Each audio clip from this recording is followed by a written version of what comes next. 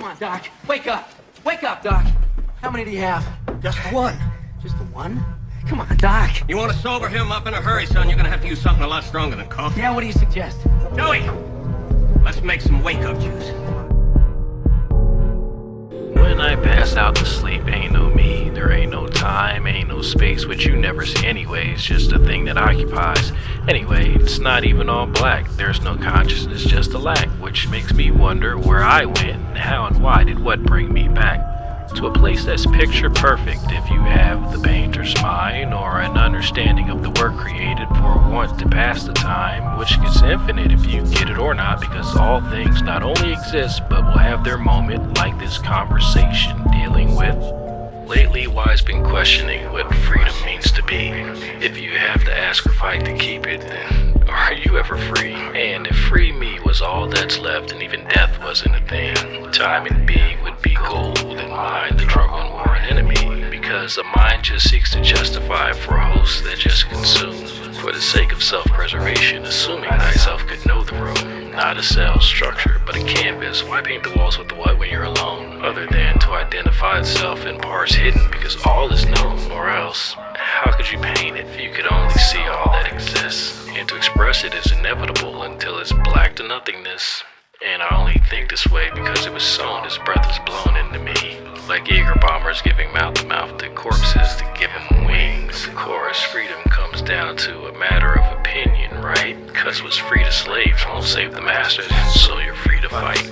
Free thought and speech are taught. See, even language is a gift, and that changes from intellect and dialect projects of where you think you live, which would assume you're living, cause living ain't really life. Life is what it is, period, and living is what you think it's like. And none of this means anything if you're satisfied on lower planes. While the higher up you spiral, there's more smiles, same gains and the same, till you've gotten so high on perception and whatever spirit you're in or of, that if you ever cut your chain, what's there to gain outside of love? Which only applies to conscious, because non-conscious in the void, there is no right or wrong, love or hate, nothing to prove, no being destroyed. Of course, no one else is there, and so you begin to dig in deep and create a version of what you want to be, which is you but free, which runs the same cycle, hurricane of fire in the light of brilliance, burning every form of being. Understand fire and energy's resilience, which was designed intelligently, very, very elegantly, and I could speak on and the words would sink in till gone so eloquently. Fruit don't fall far, no matter how, where, or why the present lies. All serves a purpose, all by design, which is what it is, which is wise. When I pass out to sleep, ain't no me, there ain't no time, ain't no space, which you never see anyway, it's just a thing that occupies. Anyway, it's not even all black, there's no consciousness, just a lack, which makes me wonder where I went, and how and why did what bring me back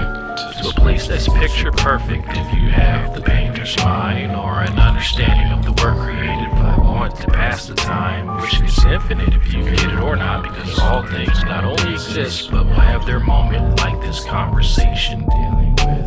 Why do you think that is? I mean, are we just like bored, spoiled children who've just been lying in the bathtub all day? Okay, yes, we're all bored now. But has it ever occurred to you, Wally, that the process that creates this boredom that we see in the world now may very well be a self-perpetuating, unconscious form of brainwashing created by a world totalitarian government based on money, and that all of this is much more dangerous than one thinks, and it's not just a question of individual survival, Wally, but that somebody who's bored is asleep, and somebody who's asleep will not say no, will not say no, will not say no. I've been waiting for you. You have many questions, and though the process has altered your consciousness, you remain irrevocably human. Ergo, some of my answers you will understand, and some of them you will not. Concordantly, while your first question may be the most pertinent, you may or may not realize it is also the most irrelevant. Why am I here? Your life is the sum of a remainder of an unbalanced equation inherent to the programming of the Matrix. You are the eventuality of an anomaly which, despite my sincerest efforts, I have been unable to eliminate from what is otherwise a harmony of mathematical precision. While it remains a burden assiduously avoided, it is not unexpected and thus not beyond a measure of control, which has led you inexorably